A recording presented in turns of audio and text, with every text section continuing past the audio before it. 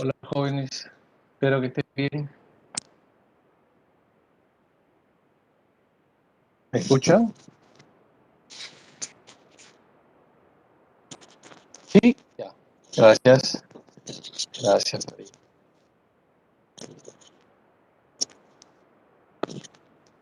Listo. A ver, hola, buenas tardes. ¿Qué tal? A ver,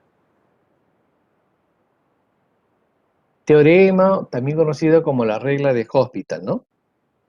Bien.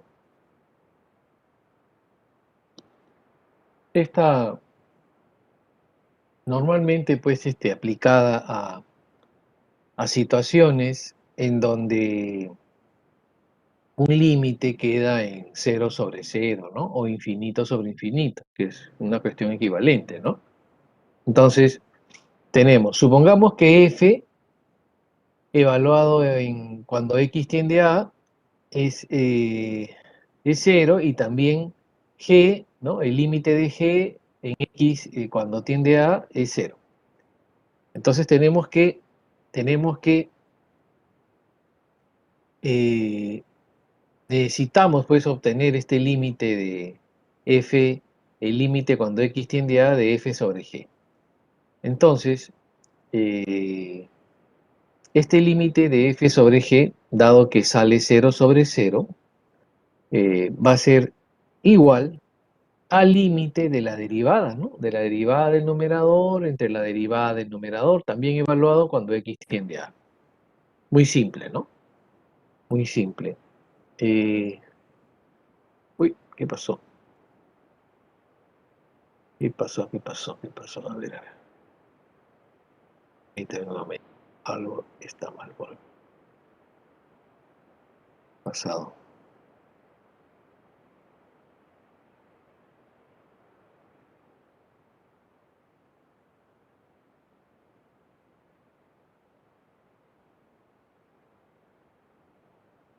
A ver, vamos a ver. Vamos a proyectar.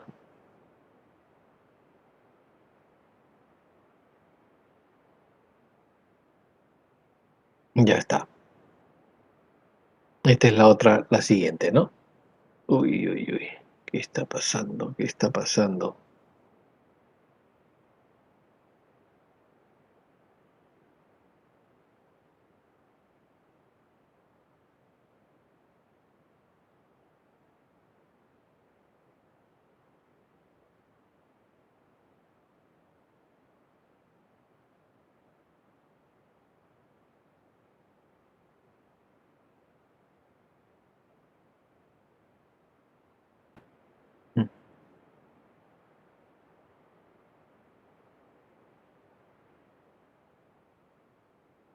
A ver.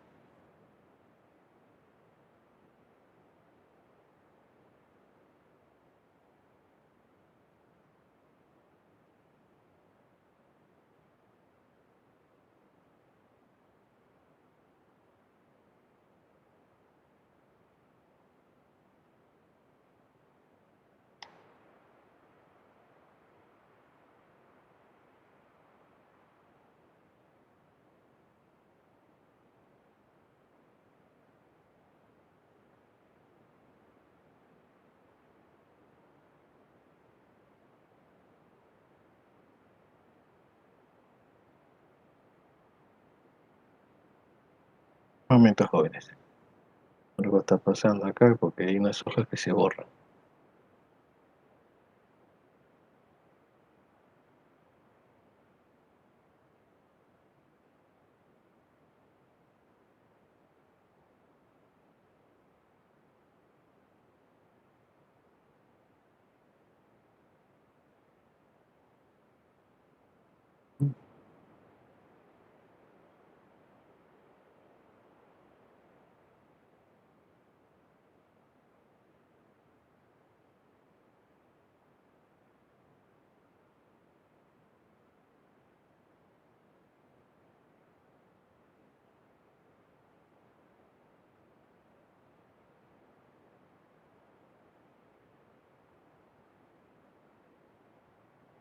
A ver,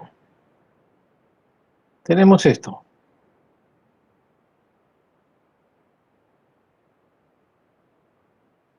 ¿Sí? Ya está. Entonces es lo que habíamos dicho, que el límite de f entre g, cuando x tiende a A, sale 0 sobre 0, entonces bajo esa condición podríamos decir que el límite de f' entre g', cuando x tiende a A, va a ser lo mismo. Luego tenemos que, nos dice, ¿no? La regla de Hospital se puede aplicar para las siguientes formas indeterminadas, ¿no? Infinito sobre infinito también, ¿no? Entonces, cuando x tiende a A, entonces tendremos lo mismo, ¿no? El límite de f entre g cuando x tiende a A será igual al límite de f' entre g' cuando x tiende a A.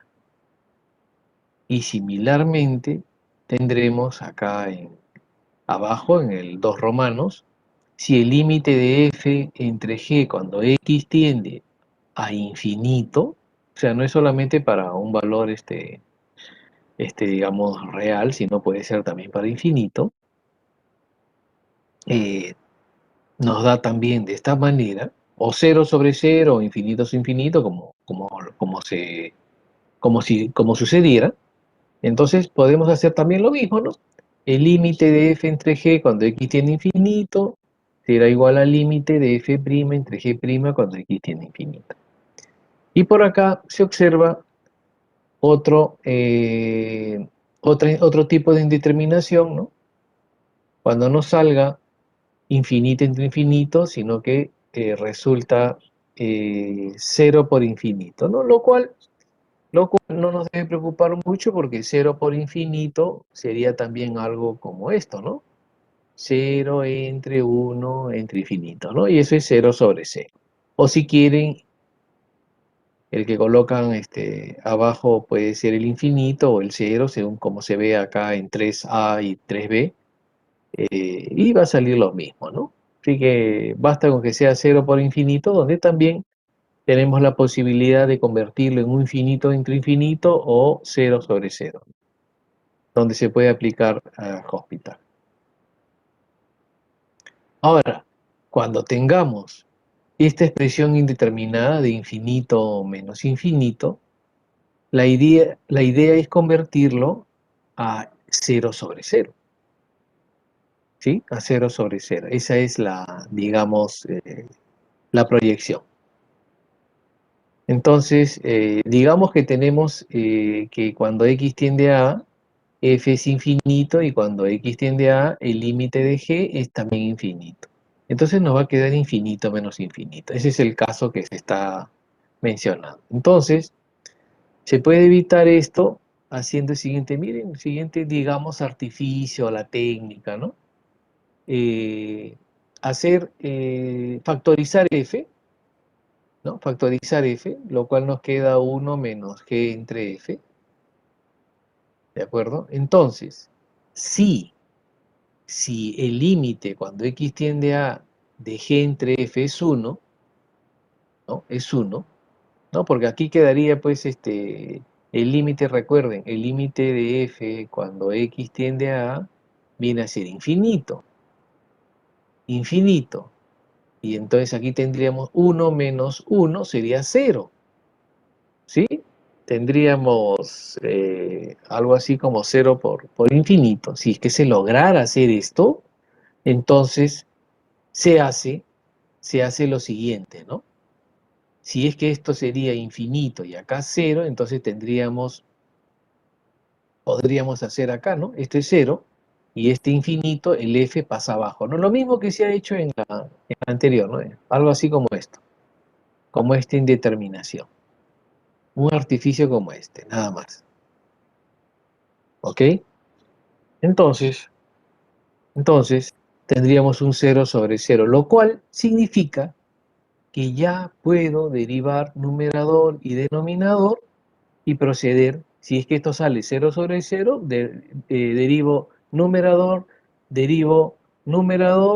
y a esto, igual como en los anteriores casos, ¿sí? A ese resultado le aplico el límite y listo. Lo que salga, eso es el límite que se quería encontrar. ¿Ok? Eso es. Pequeño artificio, ¿no? Entonces, cuando se tienen estos límites indeterminados de 1 al infinito, 0 a la 0, infinito a la 0, entonces se evitan aplicando el logaritmo natural y algunos de los casos anteriores, ¿no? O sea, una combinación ahí. Pero de hecho, que hay que aplicar logaritmo para, digamos, bajar parte de la indeterminación, bajarla del exponente, bajarla, introducir el límite dentro del logaritmo, si es posible, para poder hacer el cálculo, ¿no? Correspondiente. ¿Ok? Eso es. Por ejemplo, acá, ¿no? Se tiene este límite, ¿no? De x coseno de x menos seno de x entre x al cubo, ¿no? Entonces, aquí tendremos, bueno, coseno de 0 que nos da 1, pero 1 por 0, 0, seno de 0, 0, arriba en el numerador queda 0 y abajo también. ¿Qué hacemos? Derivamos, pues como dice aquí, ¿no? Entonces el límite cuando x tiende a 0 de la derivada arriba y de la derivada abajo. Nos queda esto. Bueno, aquí los cosenos se van, se eliminan entre sí y tendremos menos seno de x entre 3 veces x, ¿no? Entonces, todavía tendremos arriba seno de 0, 0 y abajo 0, ¿no? Sí, ya podríamos agruparlo como un seno de x entre x, ¿sí? Y eso ya nos quedaría pues de frente, ¿no? No tenemos que volver a derivar, aunque aquí lo vuelve a derivar, ¿no? En este caso se vuelve a derivar el menos seno de x y abajo el 3x y sale lo mismo que si hubiéramos hecho seno de x sobre x, que es 1. 1 menos un tercio, menos un tercio. De otra forma, nada más. Pero comprobamos que aquí Hospital se ha aplicado las derivadas, miren, una vez, dos veces. O sea, en teoría se puede derivar las veces que sean necesarias, arriba y abajo. ¿Ok? Mientras salga 0 sobre 0 o infinito entre infinito, yo sigo derivando. ¿Sí? Sigo derivando. ¿Ya? Acá abajo, pi sobre x y cotangente de pi x entre 2, ¿no? Sale infinito entre infinito. ¿Ok? Ya está. Entonces, ¿qué se hace? Bueno, aquí se ha pasado simplemente se ha arreglado un poquito la expresión, ¿no? Acá nos está saliendo, al arreglarlo, nos sale un 0 por infinito. Entonces el límite, ahora como arriba queda una constante, el límite sería en el denominador, ¿no? Ese denominador que ahora tenemos, según un arreglo, x entre la tangente de pi x medio. ¿Sí? Eso es. Entonces, aquí se aplica, bueno, el mismo criterio, ¿no? Se deriva arriba numerador y denominador de la expresión de abajo, debajo de pi, ¿sí? Se deriva y ya se hace una expresión mucho más simple, ¿no? Como esta. Finalmente queda pi cuadrado medio, ¿no? Así.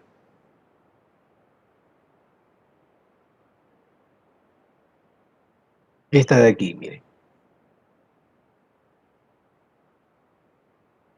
También 0 sobre 0, igual numerador y denominador.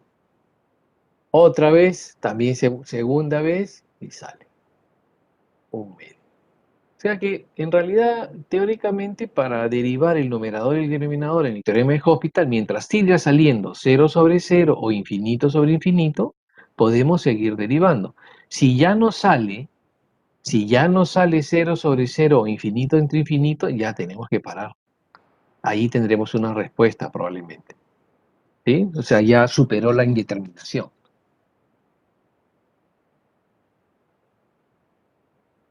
En todo caso, tenemos que transformarlo para que se convierta en un 0 sobre 0, ¿no? Acá, por ejemplo, ¿no?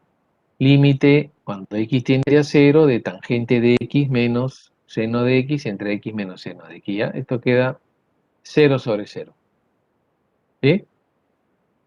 Tangente de 0, 0, menos seno de 0, 0, entre 0 menos seno de 0, que es 0 también.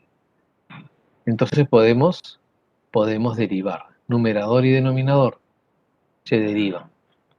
¿Sí? Se deriva, ¿no? La derivada de la tangente es la secante cuadrado, la derivada del seno es el coseno, abajo es 1 y la derivada del seno que es el coseno.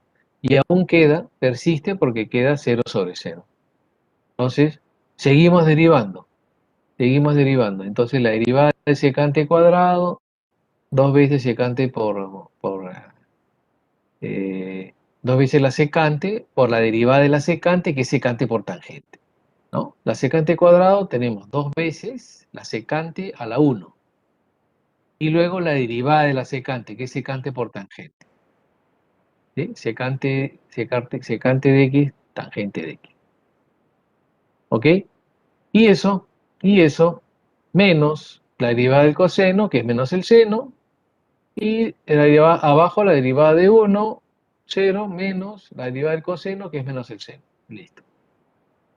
Y aún así queda 0 sobre 0. ¿Sí? Ya derivamos una vez, ya derivamos 2 veces, ahora vamos por la tercera derivada. ¿Sí? Entonces aquí tendremos, bueno, la derivada del numerador entre la derivada del denominador, ¿no? ¿Sí? Porque derivamos así, numerador aparte del denominador, ¿no? Entonces tendremos todo esto, que finalmente se reduce a lo de acá, y reemplazamos y ya sale un real, ¿no? Bueno, acá se ha hecho 3 veces. Bueno, ¿cuándo parar? No se sabe. Pero a veces, aquí la expresión más o menos que no se ha complicado mucho. Pero en otros casos, las derivadas, conforme seguimos derivando, se vuelve mucho más complicada. Sobre todo esas con raíces, ¿no? Porque la raíz después salta del numerador al denominador y sigue, y sigue, y se vuelve, claro, ¿no? Se vuelve complicada, ¿no? Se vuelve complicada. Entonces, allí sí que diría que hay que parar la mano a la tercera, no más de la cuarta, porque de repente están perdiendo el tiempo, ¿no? Y el tema va por otro lado, ¿sí? Así que hay que tener cuidado, ¿ya? No se vayan a enfrascar, se proponen hacerla y en una prueba perder el tiempo por eso no estaría bien, ¿no? Salvo pues, que tengan solamente que hacer ese ejercicio, ¿no? Ya esa sí es otra cosa. Les ha ido muy bien el resto. Pero de lo contrario, wow, tranquilo y a reanalizar. Nuevamente, analizar todo lo que se ha hecho. De repente por ahí hay algún pequeño error, un numerito que se nos pasó y por eso se ha complicado este, la derivación, ¿no?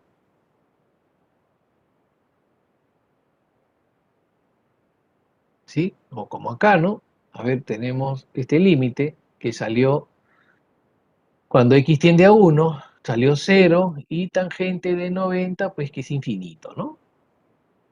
Entonces, bien, tenemos este caso. Entonces, ¿qué nos dice? Bueno, transfórmalo, ¿no? Transfórmalo, pon uno de los elementos debajo del otro, ¿no? Con su inversa. Entonces es lo que hacemos, ¿no? Llevamos 1 menos x sobre 1 entre tangente, pero 1 sobre tangente es cotangente, es lo que tenemos acá. Y ahora sí quedó 0 sobre 0. Entonces se aplica la derivada en el numerador y el denominador y tendremos pues acá la derivada de 1 menos x que es menos 1 y abajo la derivada de la cotangente que es menos, ¿sí? La cosecante cuadrado, ¿no?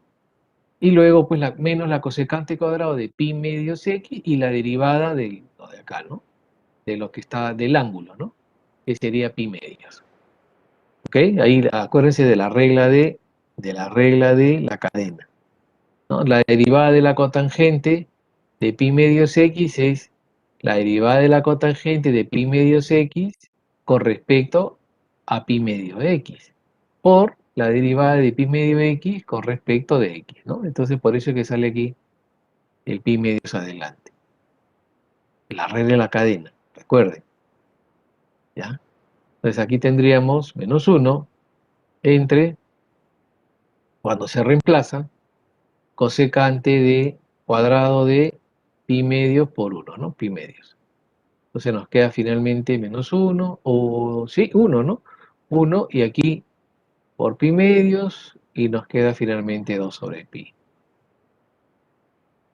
Sí, y este de aquí, algo parecido, ¿no? Algo parecido, ¿no? Cuando x tiende a 0, acá nos queda 0, y aquí esta cotangente que nos queda infinito. Entonces algo parecido, ¿no? Aquí también la cotangente, pues va por debajo, sería 1 entre cotangente, que sería tangente, se deriva arriba y abajo, ya de esta forma quedó un 0 sobre 0, y miren lo que nos queda, finalmente, ¿no? Queda en 0 nada más.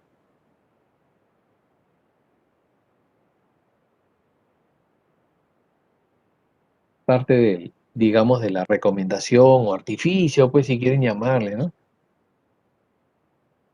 ¿Qué tenemos por acá? ¿Qué tenemos por acá? Entonces, este límite de cuando x tiende a 0, x a la x, que sale 0 a la 0, ¿sí? 0 a la 0. Entonces, diríamos, bueno, si x es positivo, ¿sí? Tendríamos algo así, ¿no? En ese caso, porque por el logaritmo, pues, ¿no? ¿Sí?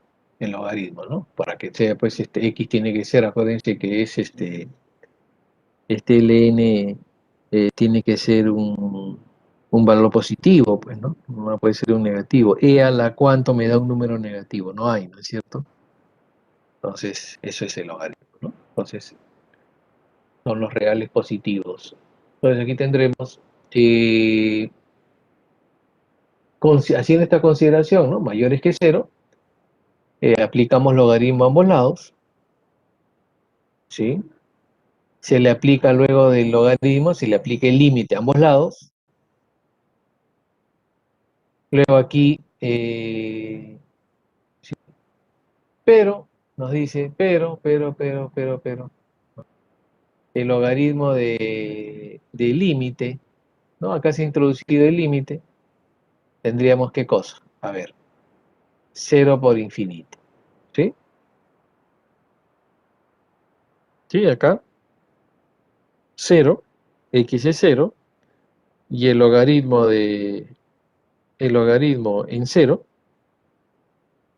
¿sí? Nos sale infinito, ¿no? En todo caso, menos infinito. Entonces, tiene esa forma, tiene ese formato. ¿Qué hacemos? La recomendación, ¿no? El límite de ln 1 sobre x. Con eso nos queda así. Derivamos, ¿sí? Se deriva, se va a parte del x, y finalmente nos queda que es 0, el límite, ¿no? Porque arriba va a quedar x, ¿no? X y el signo negativo, ¿no? Nos va a quedar 0. Bien, y dado que el límite había entrado en el logaritmo, que eso es una posibilidad, entonces tenemos que el ln del límite de y cuando x tiende a 0 es 0. ¿Sí? Por lo tanto, ¿para qué valor? ¿Cuánto tiene que ser este corchete para que el logaritmo de algo sea 0? ¿Cuánto tiene que ser esto de acá, del corchete? ¿Sí?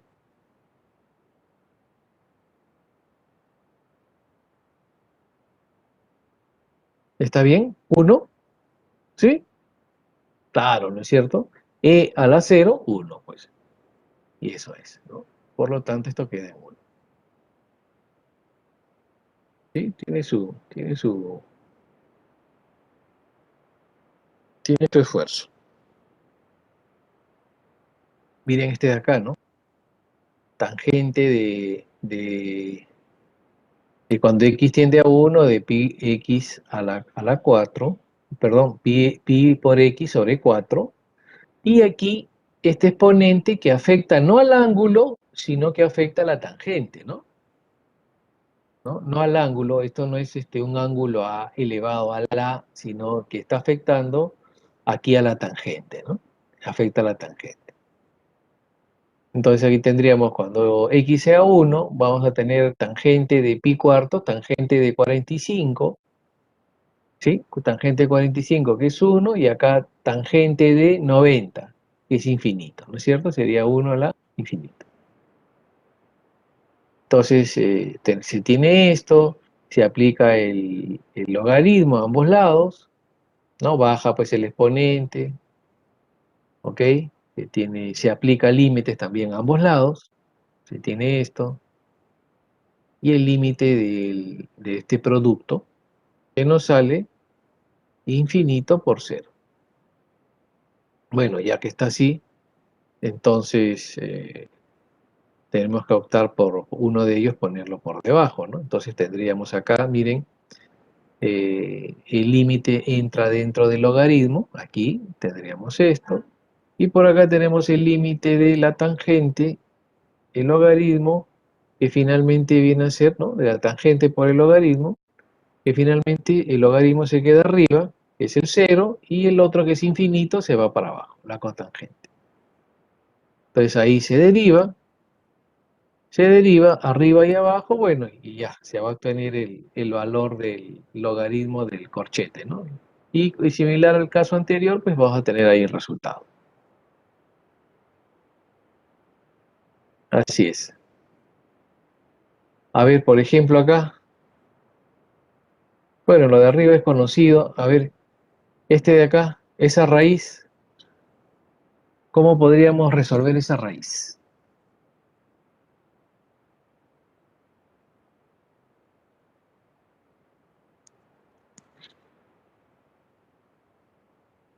¿Qué dicen?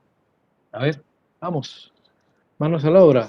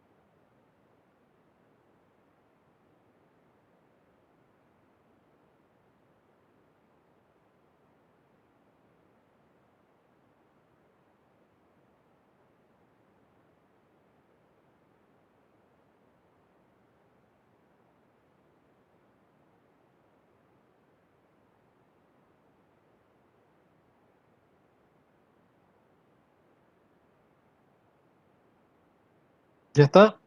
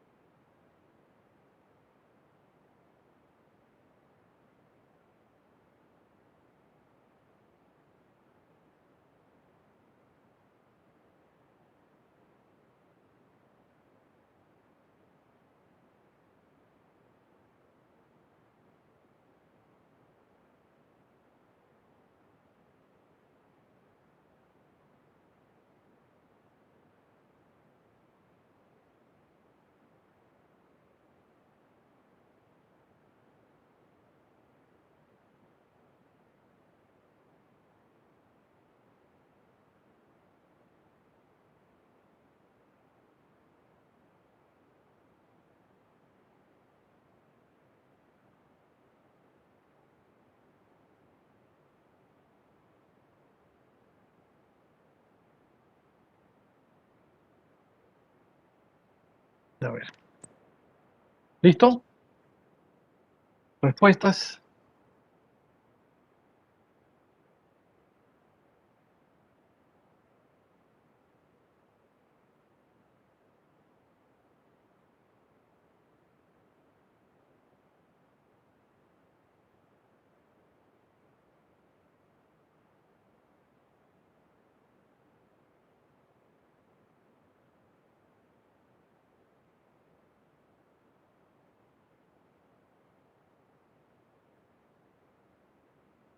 A ver, ¿qué tenemos por acá?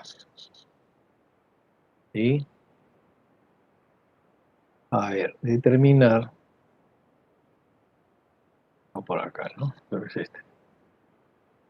Calcular 4, ya. Calcular L, que es el límite, cuando X tiende a infinito.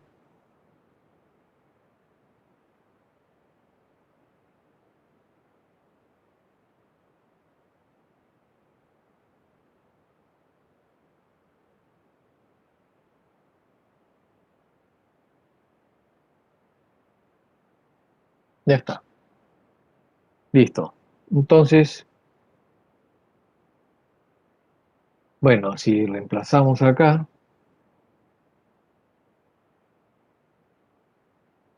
y si reemplazamos acá, vamos a tener, a ver, algo así, ¿no?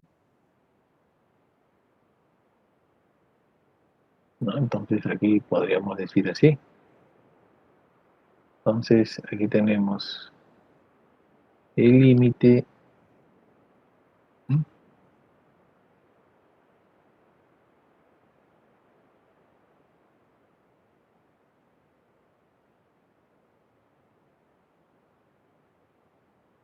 ¿Y esto en qué queda? ¿No? 2 a la infinito, ¿sí? Infinito, infinito, infinito, infinito a la cero, ¿cierto? Lo cual es, este es indeterminado, ¿no? Con su correspondiente arreglo, pues para que, a saber, ¿no? Indeterminado. Entonces, ¿qué hacer? ¿Qué nos dice cuando tenemos esto? Bueno, nos dice, ya que tienes una expresión así, aplica el logaritmo y una combinación, nos dijo, ¿no? Entonces, bien, entonces lo que nos quedaría pues es hacer, digamos, algo así, el logaritmo de L, que viene a ser igual al logaritmo de esto que hemos puesto acá.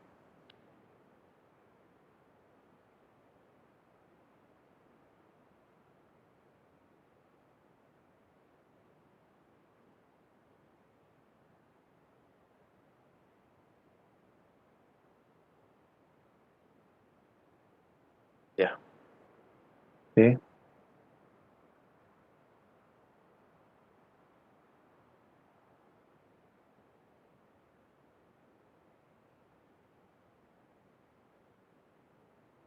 Lo cual significa que puedo más bien meter el logaritmo dentro del límite, así como puedo retirarlo también, ¿no? Entonces tendríamos que el límite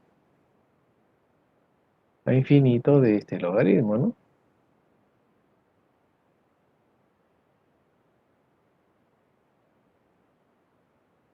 Y lo cual nos va a dejar aquí, sería el 1/x logaritmo acá, de 2 a la x,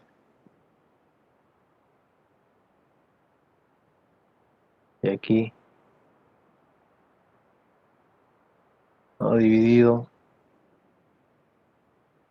¿sí? Por x. ¿Vamos? Entonces, ¿eso que nos queda? Esto de aquí,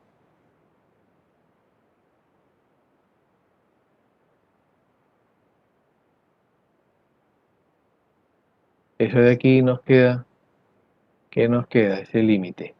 Que tendríamos abajo infinito, y aquí tendríamos infinito también, ¿no? Y e a la cuánto me da infinito, infinito. O sea, acá me va a quedar infinito entre infinito, ¿cierto? Entonces ya podemos aplicar Hospital, ¿de acuerdo?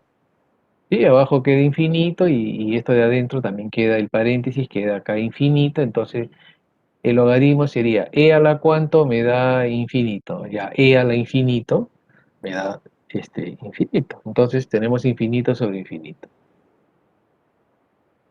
Bien, habrá que derivarlo, pues, ¿no? Recordar que tenemos acá el n de L, ¿no? Entonces este ln de L, y vamos a tener algo así, a ver por acá, ln de L, y ahora el límite y la derivada,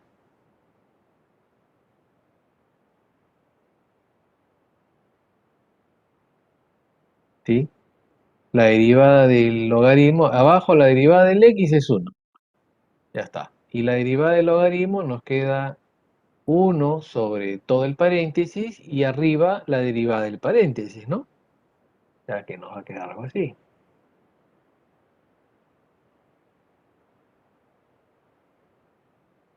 Sí, recordar que la derivada del ln de x,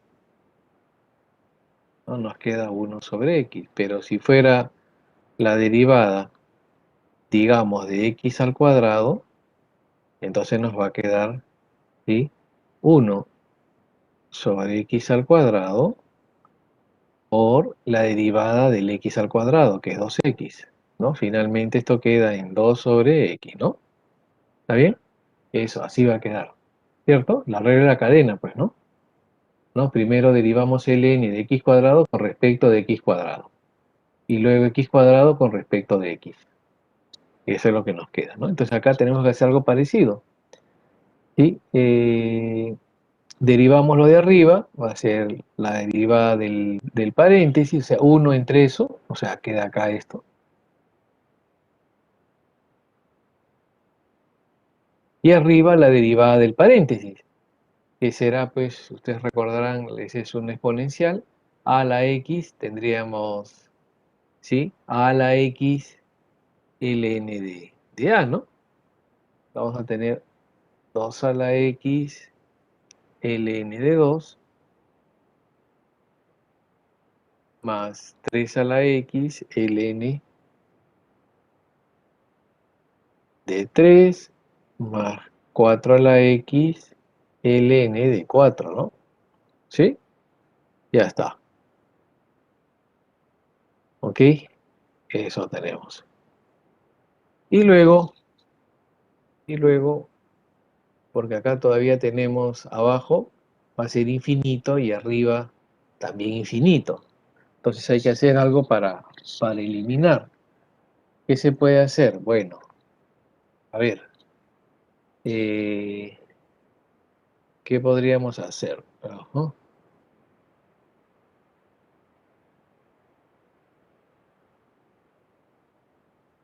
Acá se puede hacer algo así, miren.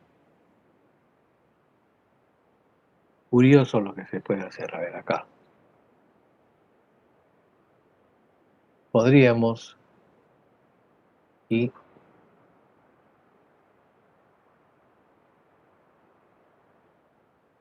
factorizar el 4x. Entonces, ¿qué se va a tener? Si se factoriza el 4x, ¿sí? Vamos a tener algo así. Digamos así. A ver, 4x acá. 4x por 2 entre 4 a la x, ln de 2 más 3 entre 4 a la x, ln de 3 más, bueno, 4 entre 4, ¿no?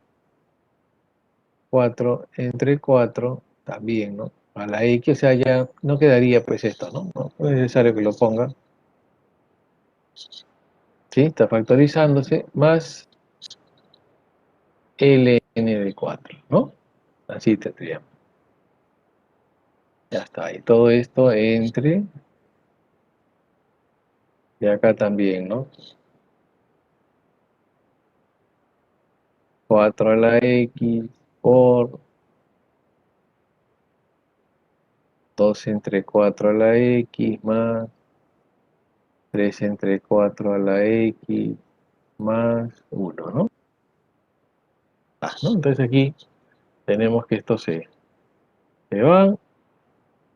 Y 2 entre 4 a la infinito, pero este 2 entre 4 es particular, porque no es más de 1, sino que es menos de 1. Este es un medio, 0,5, el otro es 0,75, lo cual implica, lo cual implica que un valor positivo entre 0 y 1, menor que 1, elevado al infinito, va a tender a 0. No tiende a infinito, ¿no? Va a tender a 0, ¿no? Eso es lo particular de esto.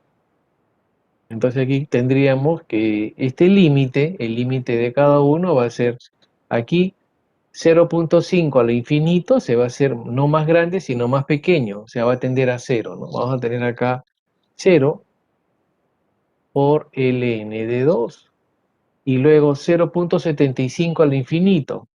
Eso también va a tender a 0 por ln de 3 y el que quedó es este,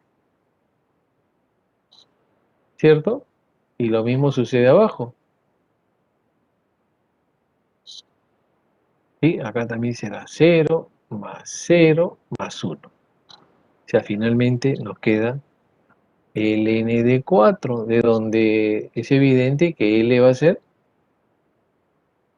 4, ¿no? Nos queda otra. Eso. Interesante, ¿no? Interesante. ¿Eh? Y el otro, ahí también había otro ejercicio.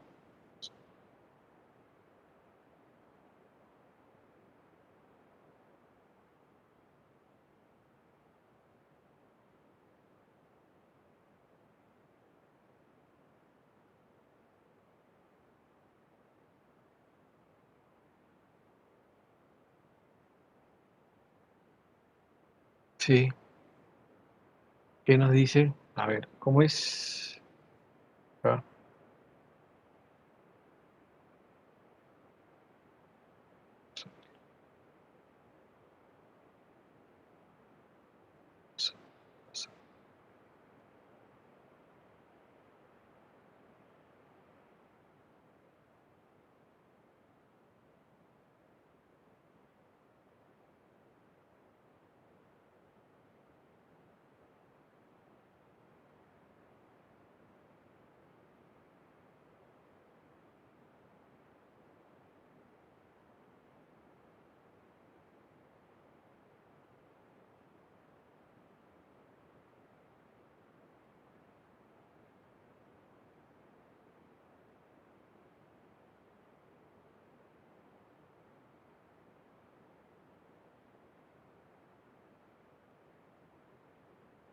Ya está.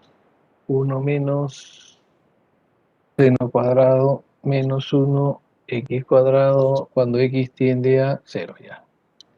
A ver, veamos. Es por esto. Vamos a ver. Ahorita lo proyecto. Ya está.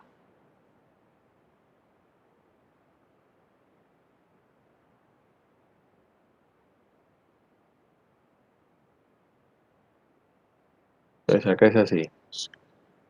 A ver.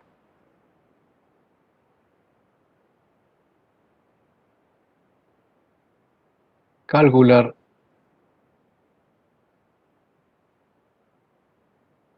el límite cuando x tiende a 0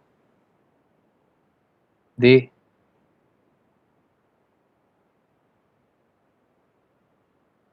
1 entre el seno cuadrado de x menos 1 entre x al cuadrado. ¿Sí? Eso es. Aquí el seno,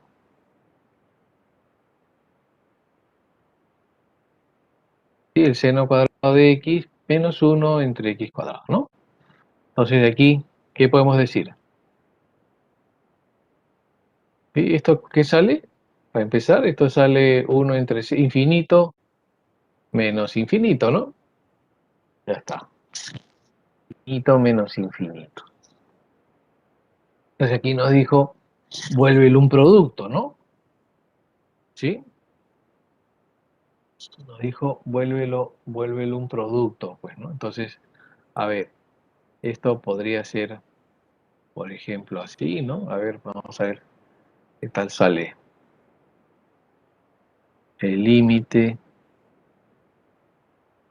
cuando x tiende a 0 de,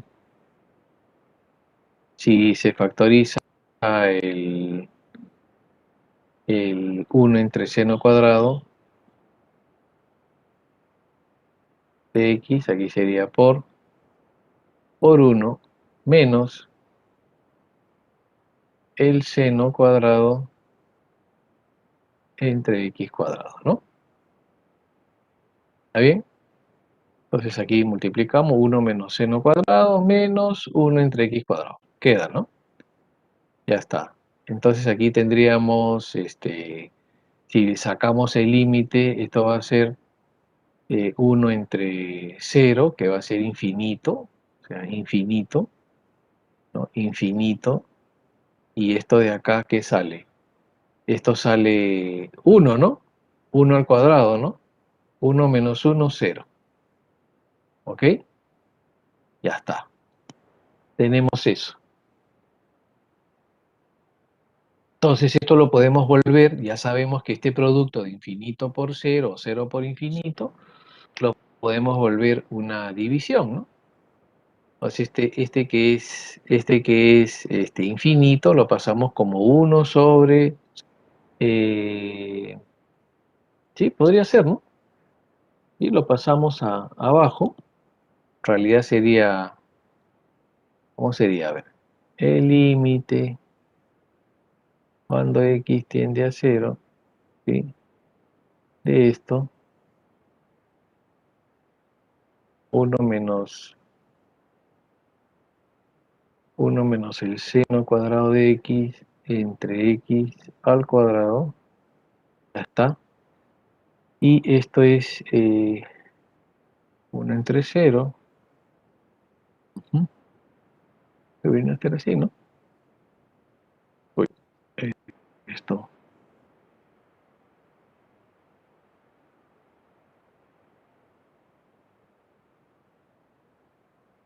Mm, Aquí tendríamos así nomás, ¿no? ¿Está bien?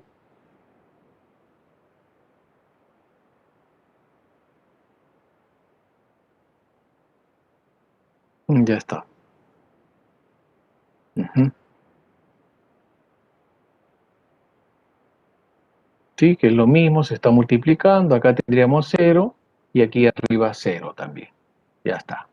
Entonces ya que tenemos eso, esto viene a ser igual al límite cuando x tiende a 0 de la derivada de ambos, ¿no? ¿Qué tendremos? A ver, la derivada arriba,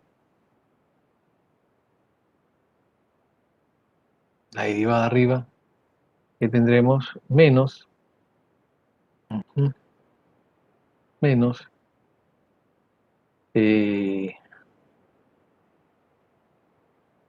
tendremos esto de acá, seno de x entre x al cuadrado. Ya está, tenemos que derivar eso.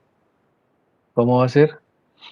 Va a ser 2 veces el seno de x sobre x, ¿sí? A la 1, ¿no es cierto? Por la derivada de la de adentro. ¿Y la derivada de la de adentro qué viene a ser? Ya está. Derivada del seno, ¿sí?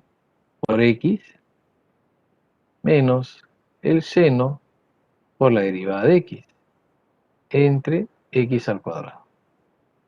Ya está. Eso es lo que tenemos. ¿Sí? Eso es lo que tenemos. Entonces acá podemos decir así, menos 2 veces el seno de x sobre x por x coseno de x menos el seno de x entre x cuadrado.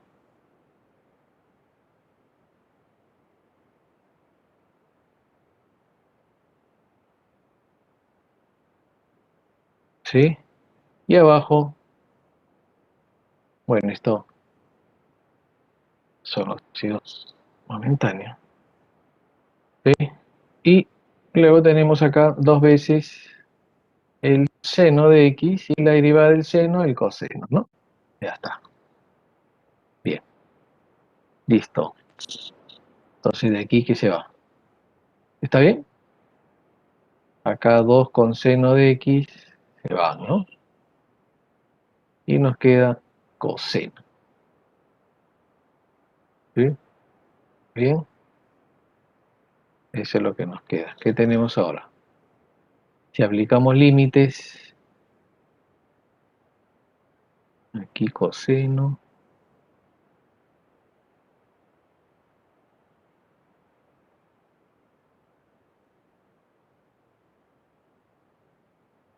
Si aplicamos límites, ¿cuánto queda? ¿Qué nos queda? A ver, acá todavía persiste. A ver, ¿qué tenemos acá? Este es el límite cuando x tiende a 0 de, a ver, arriba y abajo, ¿qué nos queda? Acá coseno de 0, que es 1, abajo, y arriba, ¿qué nos queda? A ver, 0 y 0 abajo, y arriba, seno de 0, 0, 0, 0 sobre 0, ¿no? Todavía. Ya, nos va quedando esto entonces. A ver, acá tendremos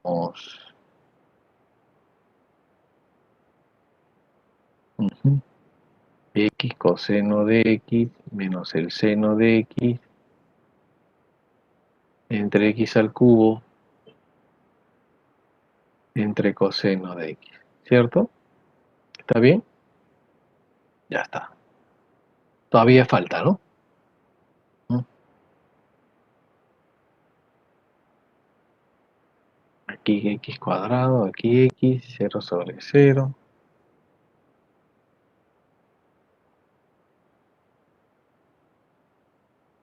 Todavía va a faltar. ¿Sí? Que podríamos... Sí, tenemos las dos expresiones ahí. A ver, lo de abajo si nos queda uno. ¿Qué diríamos? A ver, hay que arreglarlo. Esto va a ser para que, como todavía no sale, tenemos que mantenerlo como un 0 sobre 0.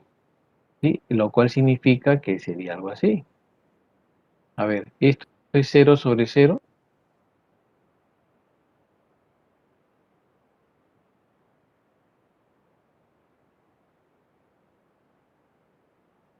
Este es 0 sobre 0. A ver, arriba ¿cuánto sale?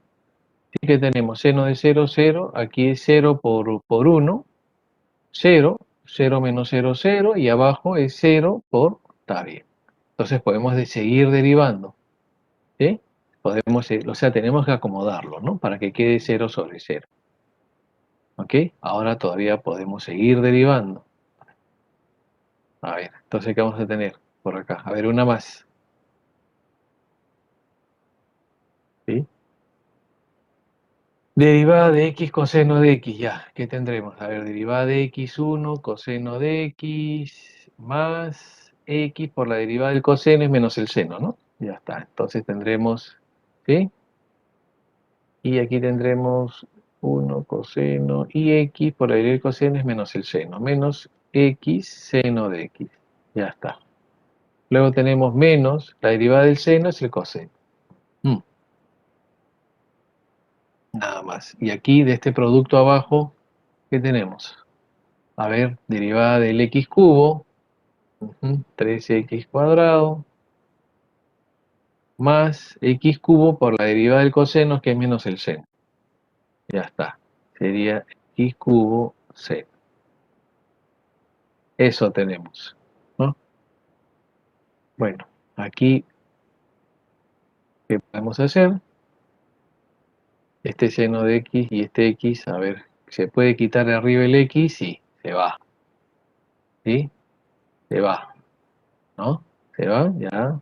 Arriba ya se nos va ¿sí? No podemos sacar el x, ajá. Todavía sigue, ¿no?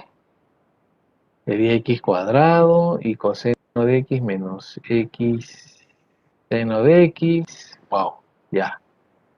Y ahí podríamos seguir, ¿no?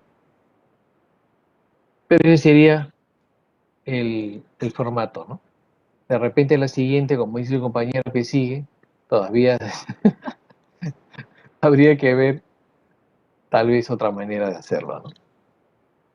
Hay límites que tendríamos que de repente hacer algún tipo de recurrencia, ¿no? O darle otra forma como de una sucesión también, o ver una aproximación como la de Taylor. Entonces, ¿qué tan aproximado cuando x tiende a cero y le colocamos un polinomio de Taylor para que eh, digamos, nos dé un valor aproximado a ese uno entre seno cuadrado de x y el uno entre x cuadrado? ¿Sí? Muy bien, ese sería el artificio, ahí está aplicado, pero todavía falta calcular. Bien, veamos.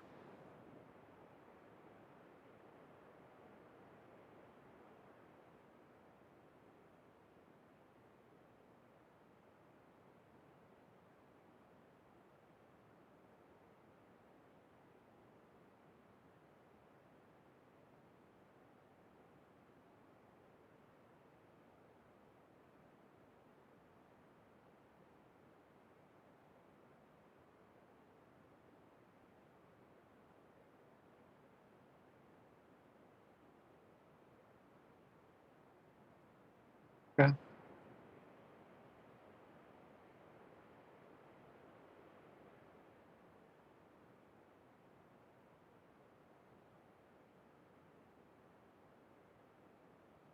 acá está. Esto era lo que aquí.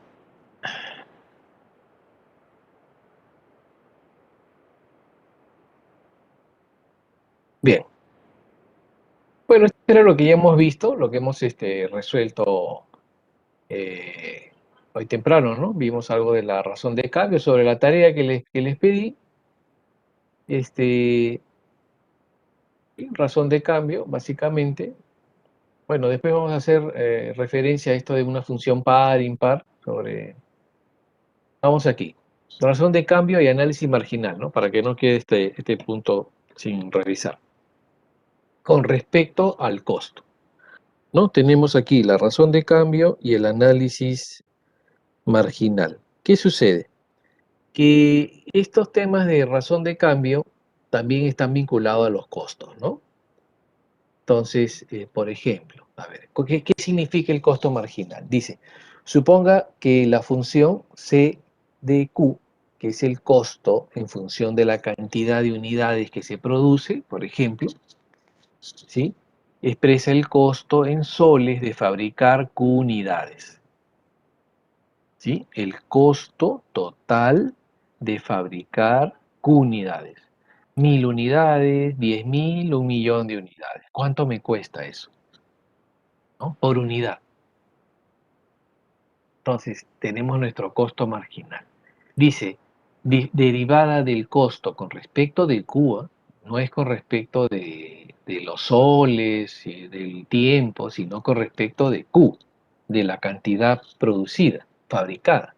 Es el costo marginal por unidad, es el costo unitario, marginal unitario, y expresa la razón de cambio instantánea del costo total respecto a la producción. ¿Ok? ¿Cuánto me cuesta producir un producto, el producto 1000, el producto 3000, el producto 5000, el producto 10.000? ¿Cuánto me cuesta? Considerando que yo tengo esa función C en función de Q. ¿Ok? Entonces, aquí con los límites tendríamos esto, ¿no? Ese mismo costo marginal sería así, ¿no? El límite de C de Q, o sea, es menos C de Q sub 0 entre Q menos Q sub 0. Aquí es el costo marginal cuando se ha producido Q sub 0. El costo marginal cuando se ha producido Q sub 0. ¿Sí? El costo real es el costo de producir la qésima unidad.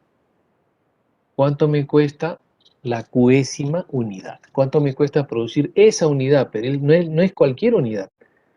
O sea, no es que la primera cuesta igual que la décima, que la número 100, que la 1000.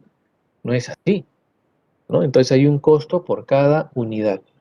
Tal vez nosotros trabajamos más con valores medios, como es el costo medio. O eso lo podemos entender todavía mejor, estamos más habituados, ¿no? Pero este es el costo real. A ver, entonces, ¿cuál es la relación? A ver, lo que me cuesta la unidad, lo que me cuesta producir la unidad Q unidades, menos la Q menos 1, menos la anterior, hasta la Qésima menos 1, entre Q menos 1. Lo de abajo queda en 1 nada más, ¿no? Q menos 1, o sea, más 1, nos queda el numerador entre 1. Ese es el cambio de C según cambia Q. Y el costo medio por unidad es el costo total dividido entre el número de unidades producidas. Es como que he gastado en producir todo esto 1000 soles, he producido 1000 entre 100, 10. Ya, ese es mi costo medio. Pero ese solamente es el costo medio o promedio, no es el costo real de fabricar de los 100 que he producido, las 50 o las 60 o las 70. Cada una va costando diferente según el volumen de producción que voy. Ni tampoco es el costo marginal. El ingreso total es algo parecido, ¿no? El ingreso total será la cantidad demandada, es decir, la que he logrado vender, la cantidad demandada por el precio de cada uno. La cantidad demandada por el precio de cada uno. ¿Sí? Cantidad demandada por el precio unitario. Multiplico y ya tengo el ingreso total. ¿Sí? Ya está. Entonces, el precio, o sea, y viceversa, si tengo, si tengo la cantidad demandada o el ingreso total, que es R, entre la cantidad demandada, que es X, tengo el precio, pues. ¿Ok? Toda la cantidad demandada, que es X, que divide al ingreso total R y me da el precio unitario. Hay un ingreso marginal que no va a ser otra cosa que derivar este ingreso total, ¿sí?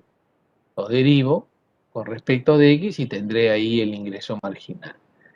Y la ganancia, que no es otra cosa que este ingreso total, ¿sí? Menos el costo total, entonces tendré ahí la ganancia S, ¿no? Que acá le he puesto S, por ejemplo, ¿no? Suele decir así, ¿no? Puede ser G, puede ser S, acá se le ha puesto así. ¿Ok? Entonces, aquí, por ejemplo, este costo total en soles. ¿Sí? El costo total en soles de la fabricación de Q unidades es esto de acá. Entonces, eh, se ha obtenido los economistas en base al estudio que hacen de la actividad económica e industrial, entonces pueden, así como nosotros, podemos establecer una ecuación, por ejemplo, para, digamos, determinar eh, cuál va a ser el nivel de rotura de una pieza cuando es sometida a determinada carga, ¿sí? Así como eso. Los economistas también, en base a diferentes variables, pueden obtener el costo de lo que es la producción, la fabricación. Entonces aquí la fabricación está en función de la cantidad de unidades producidas, como única variable, ¿no? Es el costo. Entonces, o sea que ahí hay varias constantes, pues, ¿no? Ese 3 no es nada más que un 3. Ese 3 significará, pues, un valor relacionado, por ejemplo, al, eh, podría ser esas constantes, igual que 500, ¿no? El costo fijo, tiene también el costo de la energía, el costo de los sueldos, ¿no? Porque ustedes recordarán que hay un costo fijo y un costo variable, ¿no? Todo lo que se produce tiene un costo fijo y un costo variable. Un costo fijo, por ejemplo, para yo producir, por ejemplo, ¿no?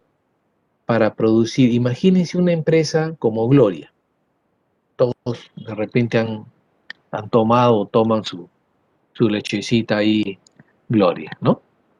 Entonces, Gloria, por ejemplo, que está en Huachipa, también tiene su planta en Arequipa, la planta, digamos, la original, ¿no? Con la que se inició, la de origen, ya después se vino para Lima. Eh, por ejemplo, ¿no? Gloria tiene que pagar sueldos de su personal administrativo y sueldo de personal eh, técnico, ¿no? De planta, de operaciones, ¿no? El sueldo de los gerentes, de los ingenieros, hasta de los practicantes, ¿no? Todo eso, por ejemplo. Esa es una constante, todos los meses los tiene que pagar. Eso no cambia. Si la planta, si cuando ha habido el COVID, de repente la producción bajó, ¿y qué? ¿Y por eso no les deja de pagar su sueldo? No, igual paga. Tiene que pagar el sueldo, ¿no es cierto? Ya está. Igual tiene que pagar impuestos. ¿Acaso la municipalidad de Huachipa no le va a cobrar por el terreno un impuesto? Sí, la municipalidad está esperando nomás el fin de mes para cobrarle, ¿sí? Como a todos los que tienen casa, igualito, o si no pagan el alquiler de la casa, igualito, ¿no? El dueño de la casa, así haya COVID, lo que haya, igual tiene que cobrar, pues, ¿no? Entonces, esos son los costos fijos. Pero, por ejemplo, si produce más, consume más energía en sus máquinas. Entonces, la energía de la parte administrativa, eso también es un costo fijo. Pero la energía de las máquinas para producir está en función a que si produce más o produce menos. Ese es un costo variable. La energía, el agua, los recursos de mantenimiento, por ejemplo, el aceite, si produce más, lo lubrico más. Si produce más, le hago más mantenimiento, ¿no? Entonces tendré que contratar a terceros para que le hagan más mantenimiento, ya. Entonces eso también podría ser un costo variable, también, ¿no? Por ejemplo. Entonces así, hay determinadas cosas que a veces uno un poco que se confunde, pero cuando la aclara bien, ya decide qué es variable y qué es fijo. Entonces así los economistas, en base a los, digamos, a los costos relacionados al nivel de, digamos, a la normatividad, a las leyes, reglamentación, estándares, etcétera, le ponen ahí otros indicadores más y esta fórmula ya se va haciendo cada vez más, mucho más exacta y que nos puede decir el costo más preciso de nuestra producción, ¿no? O sea, como ustedes verán, pues los economistas, por eso son en la uni ingenieros economistas, bueno, no es tampoco así, los economistas no son precisamente gente de letras, son más gente de números también, ¿no? Hacen modelos, econometría, ¿no? Es muy interesante. Y nosotros, pues, en ingeniería, si ustedes quieren ser unos recontra buenos tecnólogos, entonces está bien. ¿no? Van a seguir especializándose en la ingeniería mecánica. Pero si aspiran a ser gerentes en una empresa naviera, gerentes en una empresa así tipo Gloria, agroindustrial, alimenticia, pesquera, entonces, ¿qué le hace falta? No, le hace falta más conocimientos de los que van a salir con la carrera, mucho más. Entonces, ¿qué tienen que hacer? Hacer una segunda especialización o hacer una maestría en economía, por ejemplo, ¿no? Con eso que les da mayor visión gerencial, en costos, en cómo pueden llevar adelante a la empresa enfocados en los costos también, porque no solamente hay que ser bueno en la parte técnica o conocer la parte técnica tecnológica, ser un líder, tratar bien a la gente, sino que y la parte financiera. Si no, pues le van a reclamar a usted como gerente, como le reclaman al presidente, ¿no? Que no sabe de economía, entonces eso, miren, ve, ese es un tema complicado, ¿no? Complicado, pues para él, ¿no? ¿Por qué? Porque no desconoce, le hablan de economía y él no sabe nada de economía. Entonces, ¿cómo va a tomar decisiones si no sabe? ¿No? Es como que ustedes tengan que tomar decisiones sobre una máquina, pero ustedes han estudiado letras. Y yo qué sé de la máquina, a mí me hablan de resistencia, de fuerzas, y yo he estudiado letras. Yo no sé nada de eso. No, con la justa sé escribir la palabra fuerza. Después ni siquiera hago ejercicio, ni mancuerna, ni barras, ni nada. Entonces, ¿qué decisión va a tomar pues con respecto a la resistencia de los materiales? No puede tomar ninguna porque no sabe nada del tema, pues. Y si la toma, ¿qué resultará? Pues Dios mío, ¿no? Eso es lo que pasa. Entonces, si ustedes quieren ser gerentes, tienen que prepararse la parte económica, pues. Eso es obvio, ¿no? O sea, sin que les diga a nadie, ese es el camino. No, yo voy a ser un gran tecnólogo, yo voy a estar investigando, pero en tecnología. Ah, ya está. Entonces, su camino es otro, ¿no? Hacer su doctorado en diseño, en ingeniería mecánica, en lo que fuera, ¿no? Doctorado en, sí, ingeniería mecánica. Hay también doctorados en mecatrónica, ¿no? Pero en Europa, ¿no? Etcétera, en Estados Unidos, por ejemplo, ¿no? Muy bien, entonces, ¿qué tenemos por acá? Que este costo total en soles de la fabricación de Q unidades es, ya tenemos esta expresión. Mira. Entonces, ¿qué nos pide? Dice, use el análisis marginal para estimar el costo de fabricación de la unidad 41. De la unidad 41. No de 41 unidades, sino de la unidad 41. ¿Cuánto me cuesta producir la 41 unidades? ¿Ya? Entonces, ¿qué tenemos que hacer? Mediante el análisis marginal, derivar. Pues derivamos aquí este costo, lo derivamos, nos queda esto, reemplazamos, porque Q es la cantidad, y nos salen soles. O sea, la unidad 41 nos cuesta 247 soles. ¿Sí? O sea que, o sea que la unidad 1, ¿cuánto nos costará? 7 soles, ¿no? Y la unidad 2, 13 soles, y la 3, 19, y así, ¿no? Y va aumentando el costo conforme voy produciendo más, ¿no? Que es como, es así, ¿no? Va a ir aumentando el costo en este caso. Eso es lo que nos está diciendo, ¿no? Eso es. Entonces, luego, calcular el costo real de fabricación de la unidad 41. Y el costo real, bueno, acá está su formulita, pues, ¿no? Es esta. Este costo real, ¿no? Es el costo de la 41 menos el de la 40 entre 1, ¿no?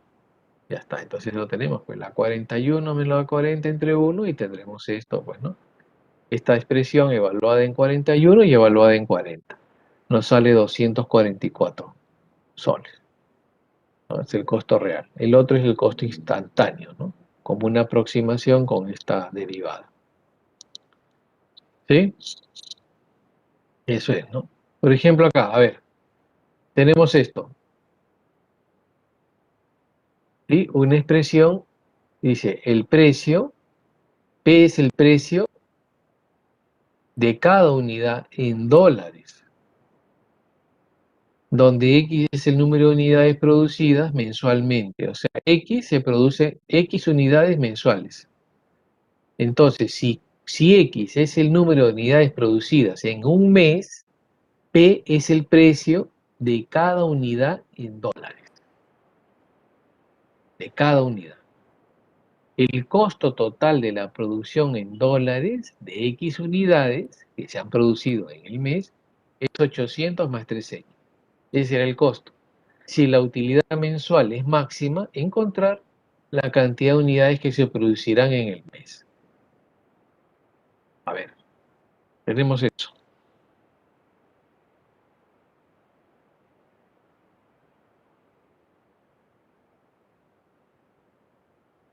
A ver, veamos.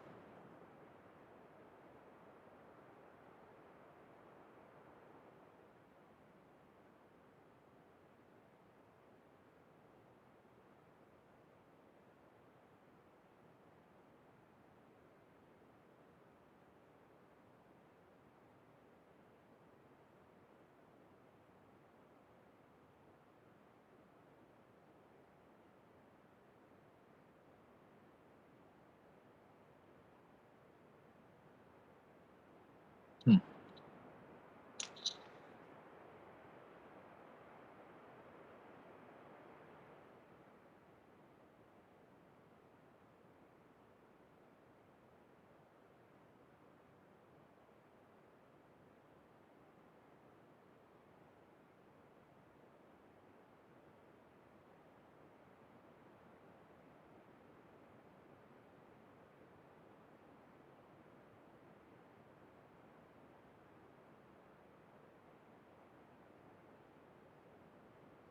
Ahí está.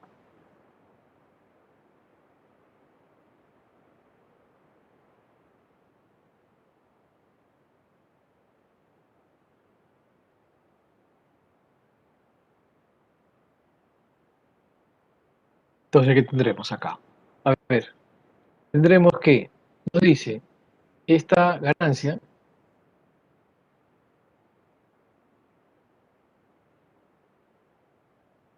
¿no? La ganancia S, ¿no? S. Entonces, S viene a ser igual al ingreso, ingreso total, al ingreso total menos el costo total. ¿Sí? Ahora, este S viene a ser igual. Ingreso total nos dice es la cantidad de unidades producidas o vendidas. Vamos a considerar que vendidas y producidas son lo mismo, ¿sí? Entonces, eso lo podemos escribir inclusive, ¿no? Considerando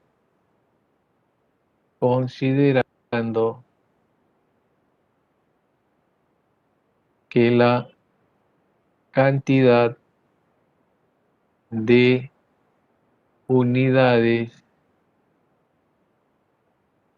producidas es igual a la cantidad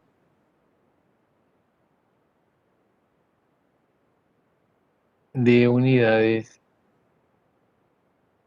vendidas. Ahí está, eso es. ¿Ok? Producidas y vendidas. Entonces, ¿qué tenemos? Que esta ganancia viene a ser el precio por X unidades que se han producido o vendido, ¿no? Sería X por P menos C. O sea, igual a X, mejor dicho, 6X menos 3 sobre 10.000, ¿no? Sobre 10.000 X cuadrado menos C, que es 800 menos 3X. Ya está. ¿Sí? Ahí tendremos que S es S de X viene a ser, ¿no es cierto? Finalmente, S de X viene a ser, a ver, ¿Qué tendremos acá? 3x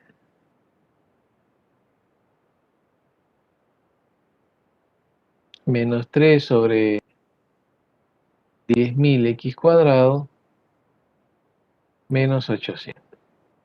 Entonces nos dice de que la utilidad mensual es máxima, ¿no? Esta es la utilidad mensual. Entonces, para que sea máxima, utilidad máxima, la utilidad máxima, o es máxima, ¿no? Es máxima si la derivada es igual a cero, ¿no? Entonces, eso significa que aquí diremos que S' de X viene a ser así, ¿no? 3 menos 6 sobre 10.000 X igual a cero, ¿no? Entonces, tendremos que esto va a ser 10.000 entre 2, ¿no? X igual a 5.000 unidades. 5.000 unidades, ¿no? ¿Sí? ¿Está bien? Eso es. 5.000 unidades. Entonces, con eso tenemos el precio unitario, pues, ¿no? El precio unitario ya simplemente lo reemplazamos allí y diremos, pues, bueno, el precio unitario es 6 menos 3 sobre 10.000 por 5.000, ¿no? Y esto es 6 menos 1.5, pues saldrá 4.5 dólares por unidad, ¿no? ¿No? Y la ganancia también, ¿no? También habría que revisar acá la ganancia. La ganancia para estas 5.000 unidades viene a ser todo esto, pues, ¿no? 3 por 5.000 menos 3 entre 10.000 por 5.000 al cuadrado, ¿no? Menos 800. La ganancia. ¿Sí? Entonces aquí que nos queda, menos 5.000, y nos queda acá 2, 3 medios, 1.5 de 5.000, nos quedaría pues negativo, ¿no? Acá sería 1.5 de 5.000, sería 7.500 menos 800, 6.700, ¿no? Será pues 6.700 dólares por mes. Y listo. Ya tenemos, ¿sí? Ya tenemos ahí estos valores del precio unitario por cada unidad en ese mes y de la ganancia.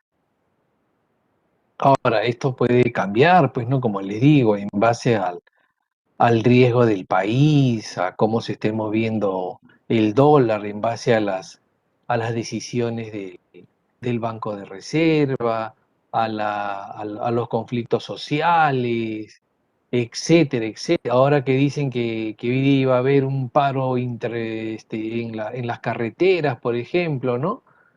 Ya todo eso afecta, ¿no? Afecta. Entonces, es muy dinámica la economía, ¿no? Entonces, estos modelos van cambiando.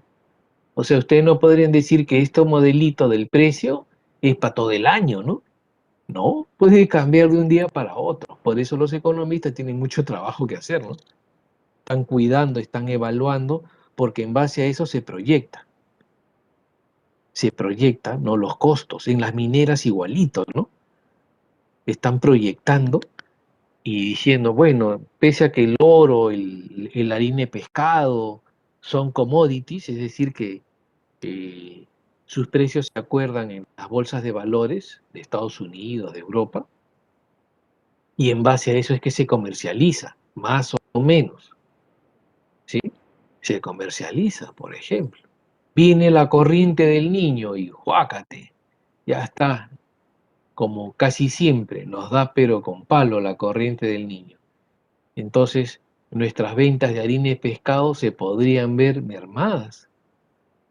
Y entonces escasea la harina y pescado en el mundo, porque toda la región sur de América se ve afectada por la corriente del Niño, quizás hasta cerca de, ¿no? Se ve afectada en buena medida pues esta parte de Centroamérica, ¿no? Entonces, ya está, y China, que es nuestro mayor comprador, está buscando dónde comprar más harina y pescado, ¿sí? Por ejemplo, ¿no? Entonces los precios de la bolsa de valores cambian, el clima tiene que ver con eso, entonces los economistas están viendo todo ese asunto. Es un juego bien complicado, ¿no? Un escenario así bien dinámico, también bien cambiante, o sea, no es cualquier cosa, así que esto de la economía no la subestimen, es una cosa bien seria, bien de mucha ambigüedad y mucho modelamiento, ¿no? Mucho modelamiento que cambia hasta diariamente. Ya se imaginarán pues, y peor todavía en estos tiempos con tantas cuestiones de corrupción, cómo la economía cambia en nuestro país, pero así, una brutalidad, ¿no? Esos economistas estarán trabajando un montón. Muy bien, para dar una perspectiva sobre esto, de lo interesante que es, ¿no? Eh, Listo, veamos ahora.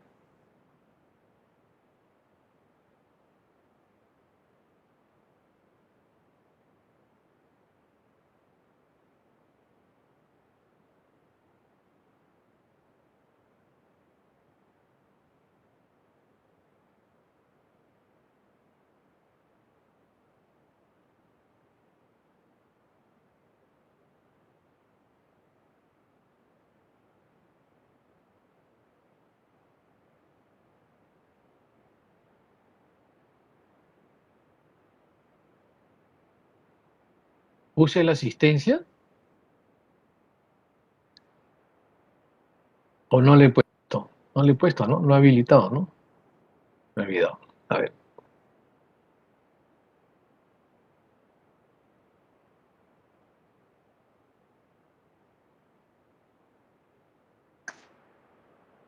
ya está la asistencia, por si acaso.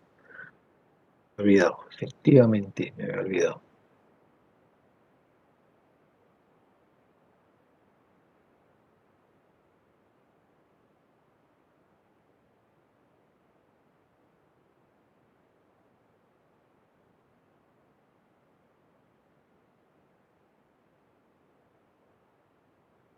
Oh, oh.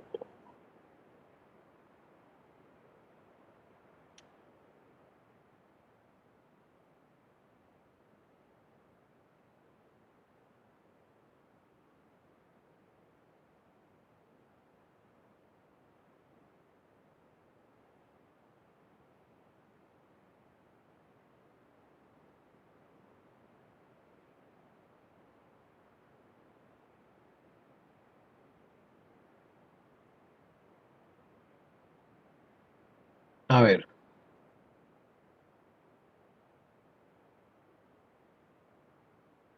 aquí tenemos ejemplos de valores extremos, ¿no?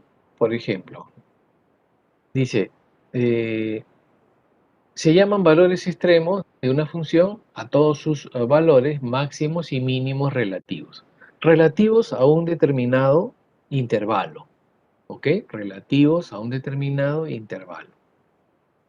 ¿Ok? Puede ser el máximo o el mínimo en ese intervalo, porque si ampliamos el dominio o lo vemos más, digamos, eh, a- nuestro análisis va a involucrar un intervalo más grande, de repente ya no sale siendo ni el máximo ni el mínimo, ¿no?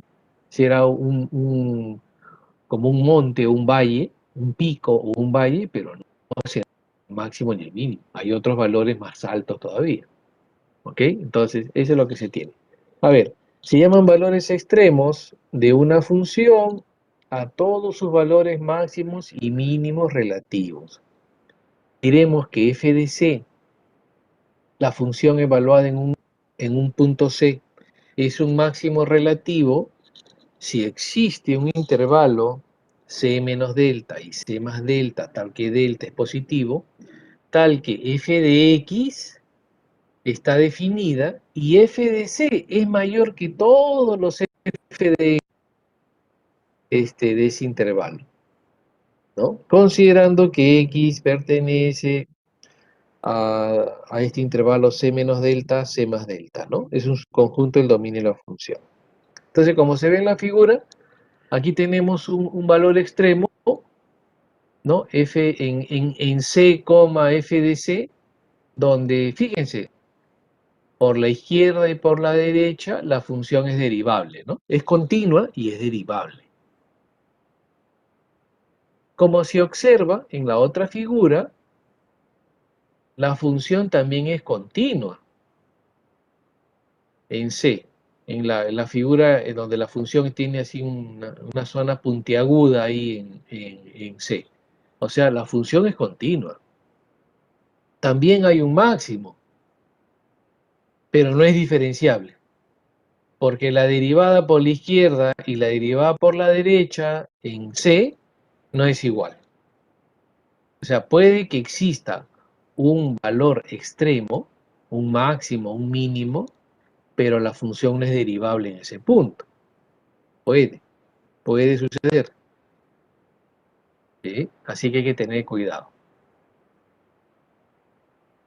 Entonces, acá, ¿qué se tiene? Otro valor extremo, pero ya no es un máximo, o sea, un pico, sino un valle, ¿no? Abajo, pues. Entonces se llaman valores extremos, es lo mismo concepto, solo que aquí el f de c es menor que cualquiera de los f de x del intervalo en mención, ¿no? Desde c menos delta hasta c más delta. Eso es lo que sucede.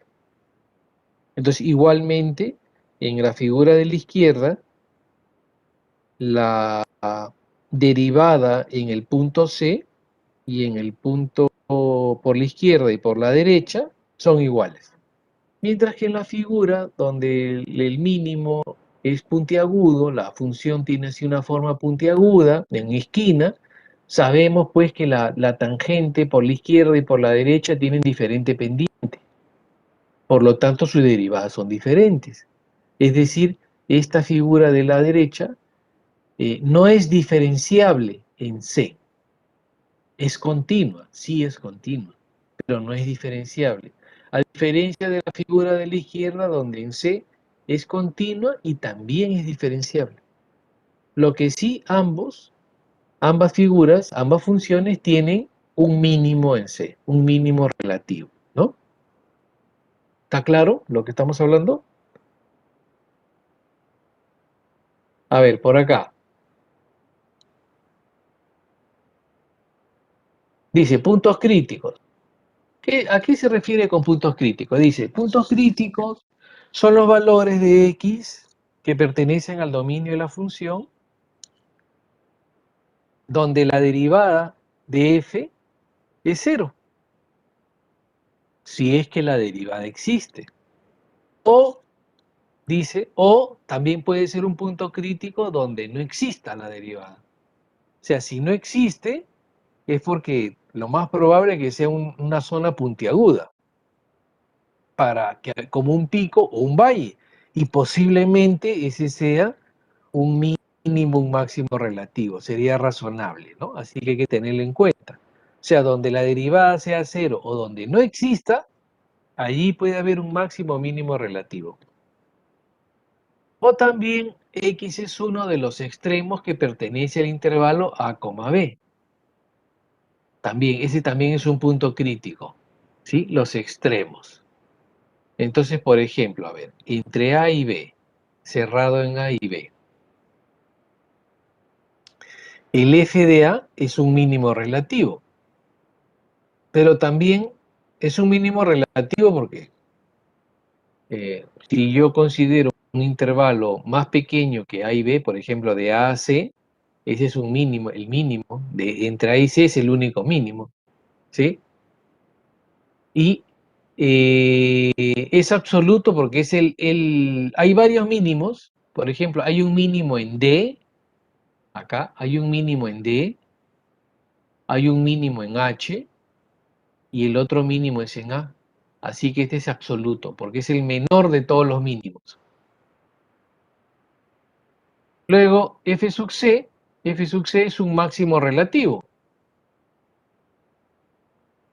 ¿no? Es un máximo relativo, es un pico, es una montaña, pero no es el pico más alto de todos.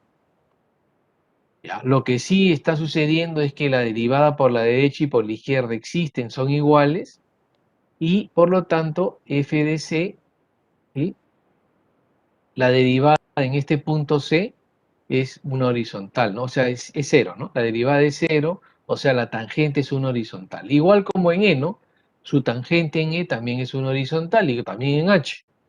La tangente en H también es una horizontal, ¿no? En C, en E y en H, las tangentes en esos puntos son horizontales. Entonces aquí, en D, hay un mínimo relativo. Es continua y también es un mínimo, pero no hay derivada, pues. En D es una punta, es una esquina. No hay derivada, no existe. En E es un máximo relativo donde la derivada es cero, o sea, tiene una tangente horizontal, pero resulta que también de los máximos es el más grande, o sea, viene a ser el máximo absoluto en ese dominio de A y B. En H es un mínimo relativo, es un valle, está abajo, pero no es el más bajo de todos.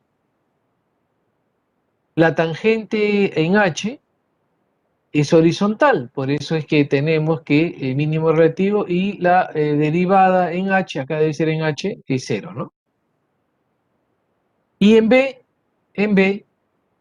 se tiene, un máximo relativo, porque no es el más alto de todos los máximos, pero, pero, hay una aclaración nada más. Se ha dicho, se ha analizado en el intervalo A cerrado en A, cerrado en B. De A a B, cerrado en A, cerrado en B. Pero si el intervalo hubiera sido cerrado en A pero abierto en B, entonces B no sería un máximo relativo, porque no estaría definido, la función no estaría definida en ese punto. ¿Ok? No estaría definida allí. Entonces, como no existiría en ese extremo, no existiría un máximo relativo porque no pertenece al dominio de la función. ¿Ok? No podríamos decirlo. Entonces, acá, ¿qué tenemos? Tenemos que, por ejemplo, en esta función cuadrática, ¿sí? En esta función cuadrática hay un mínimo, ¿sí? Hay un mínimo y hay un mínimo absoluto, que es en x0 y y0, ¿no? ¿Sí? Por ejemplo, ¿no? F de x es mayor que el f de 0, que es igual a 0, para todo, para cualquier x del dominio. Es un mínimo absoluto. Sin embargo, no existe un f de c que sea mayor que cualquier f de x para x que pertenece a los reales, para todas. O sea, aquí no hay un máximo. ¿Sí? Si su dominio son todos los reales, entonces no habría un máximo. Hay un mínimo, pero no hay un máximo. ¿Cuál sería el máximo acá? No podríamos indicar alguno. No existe. No existe el punto más alto de la parábola. No hay un máximo. Ahora, que si ustedes dicen, no, pero analicemos solamente entre -2 y +3. Ah, ya, en un intervalo entre -2 y +3, ya. Cerrado en -2 y cerrado en 3. Ah, ya. Allí hay un mínimo que sigue siendo el absoluto, el 0,0, y habrá un máximo en 3, ¿no? Porque en x3 y es 9, y ese será el máximo relativo a ese intervalo. Habrá otro máximo, probablemente podrían decir así, un máximo también en -2, relativo, pero hay un máximo digamos, absoluto para ese intervalo en x igual a 3. Ahí ya cambia todo, ¿no? Porque estamos definiendo otro intervalo. Aquí, por ejemplo, ¿no? No existe un c que sea mayor que cualquier x, y tampoco existe un c que sea menor. O sea, esta función cúbica no podríamos indicar de esta función para si x son todos los reales, ¿no? Si x pertenece a todos los reales, no se podría indicar ni un máximo ni un mínimo, salvo que ustedes digan del intervalo tal, en el tal intervalo desde -2 hasta +3, ¿cuál es el mínimo? ¿Cuál es el...? Ya, recién allí se podría decir un mínimo y un máximo en ese intervalo. De lo contrario, no hay. Teorema de Rolle. Sea f continua en el intervalo cerrado a, b con a menor que b y diferenciable. Miren, continua y diferenciable, es decir, que en esta función no va a haber esquinas, no va a haber zonas puntiagudas, ¿ya? Por eso nos dice continua y diferenciable en a abierto en a, b. Tal que f de a es igual a f de b, y a la altura en a es igual a la altura en b. Dice, entonces existe al menos un punto C, al menos uno, entre A y B, diferente a y B, que satisface que la tangente en ese punto C a la función, la tangente a la función en C es 0. ¿Ya? Que la tangente a la función en ese punto C es 0. La tangente es 0. Ya tiene una tangente horizontal. Entonces, lo que va a suceder es esto, ¿no? Va a haber algún punto, ojo, f de a y f de b son iguales, entonces la función puede ser así, sube y baja, y como es diferenciable, no hay esquinas, es medio redondeado. Ahora, alguien puede decir, pero puede ser una horizontal, en una horizontal f de a y f de b también son iguales, ¿sí? Pero también todos los puntos van a tener pendiente horizontal. Puede que sea cóncava hacia arriba, nada más, no como esta, la primera que sube y baja, sino que sea cóncava hacia arriba o cóncava hacia abajo. Entonces, igualmente, ¿no? F de A igual a F de B, y habrá un punto en donde la tangente a ese punto sea horizontal. Un punto C entre A y B. Eso es lo que sucede. Es el teorema de Rolle, ¿no? Acá podría suceder algo así, ¿no? Que entre A y B, pero que no vaya más abajo de la línea entre A y B. Puede estar por arriba. Igual, ¿no? Van a haber más de un punto en donde la tangente es horizontal. Sí, acá puede que tenga una esquina en A, ¿no? Nos dice, pero no es diferenciable en A, pero no afecta ya que se ha definido, ¿sí? Que A no pertenece en la parte diferenciable, como se dijo acá, y diferenciable en A, B, pero abierto en A y en B. Teorema del valor medio de Lagrange.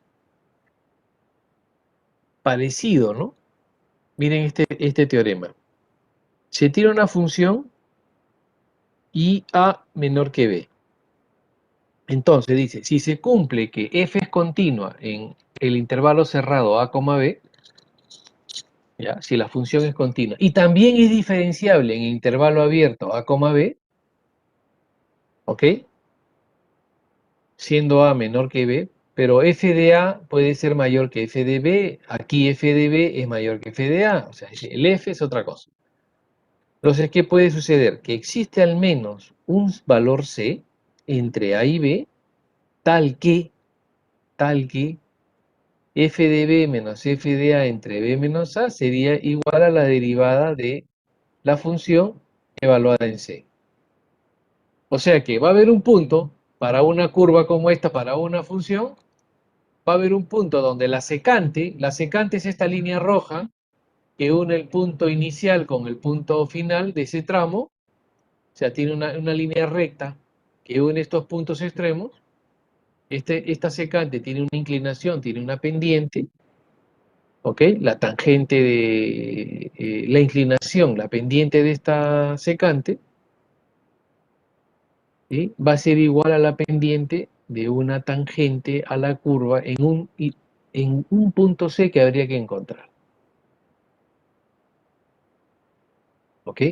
Acá hay infinitos puntos y en uno de esos infinitos puntos, al menos uno, va a haber un punto tal que la tangente a ese punto va a ser igual a la secante aquí. ¿Sí? Y el teorema generalizado del valor medio de Cauchy, que nos habla sobre, ¿sí?, dos funciones, f y g, continuas entre a y b,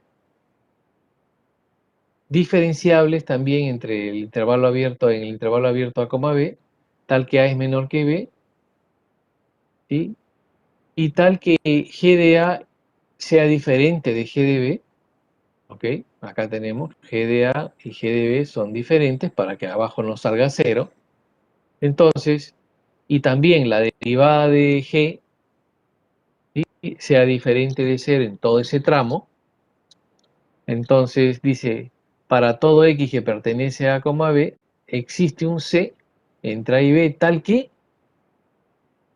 la derivada de la función f evaluada en c con respecto a la derivada de g evaluada en c sea igual a esta división, ¿no? Se va a ser la secante, ¿no? La inclinación de la secante de f y la secante de g.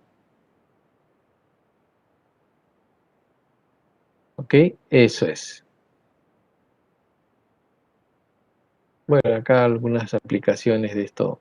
Acá, por ejemplo, ¿no? En esta función. Esta función f de x es 2 menos 2 valor absoluto de x. Es continua, pero no es diferenciable en x0. Por lo tanto, no existe un c entre menos 1 y 1 tal que el f' de c sea 0, ¿no? Esa es la de Rolle, ¿no? No existe el teorema de Rolle. ¿Por qué? Porque es continua, pero no es diferenciable. Para que el teorema de Rolle exista, tiene que ser continua y diferenciable. O sea, no puede haber una esquina. Aquí, por ejemplo, la función f de x es una cuadrática, x cuadrado más 2x, es continua entre menos 2 y 0. Por ejemplo, acá se tiene un intervalo entre menos 2 y 0. Es diferenciable ahí. Es continua y diferenciable. Entonces, para f menos 2, 0 y f de 0, 0, ¿no? Están a la misma altura. Entonces existe un c tal que el f' de c sea 0, ¿no? Ahí tendremos, ¿sí? Ahí tendremos teorema de Rolle. ¿Sí? Acá en la curva va a haber un punto, ¿sí?, dependiente de 0, ¿sí?, de todas maneras. Que al final eso viene a ser como que unamos menos 2 y 0, ¿no? O sea, si observan acá, este punto inicial de ese tramo en la función con este otro, unimos eso en la secante. Es de la secante. Aquí en el teorema de Rolle, aquí ¿cuál es la secante? La secante es una horizontal. O sea, uno este punto con este punto y la secante es una horizontal.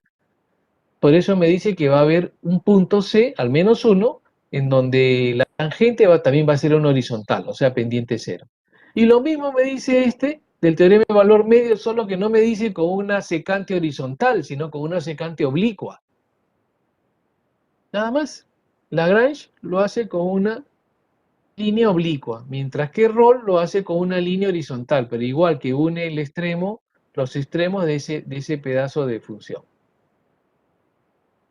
¿Sí? Entonces, eso es lo que tenemos acá. Y si se analiza entre 1 y 3, entonces tenemos por acá entre 1 y 3 un valor aquí, un 1,3 y un 3,15. Entonces, el teorema del valor medio, ¿no? el teorema de valor medio. Dice, es continuo y diferenciable es diferenciable entre 1 y 3. Entonces, el teorema del valor medio asegura que existe un C tal que el f' de C, estamos hablando acá de Lagrange, el f' de C va a ser igual a el f de 3 menos el f de 1 entre 3 menos 1, o sea esto. El f de 3 menos el f de 1 entre 3 menos 1. ¿No? Entonces, aquí tenemos 6. Entonces, a ver, busquemos si para esta función, en algún lugar, su derivada es igual a 6. Y sale que es en x2. Y 2 está entre 1 y 3, o sea, está muy bien. Entonces, en x2, allí la derivada es 6. O sea, la tangente de la inclinación de la tangente es 6. ¿Ok? Bien, jóvenes. Ahí nos quedamos ahora. ¿Sí? Recuerden, el miércoles tienen su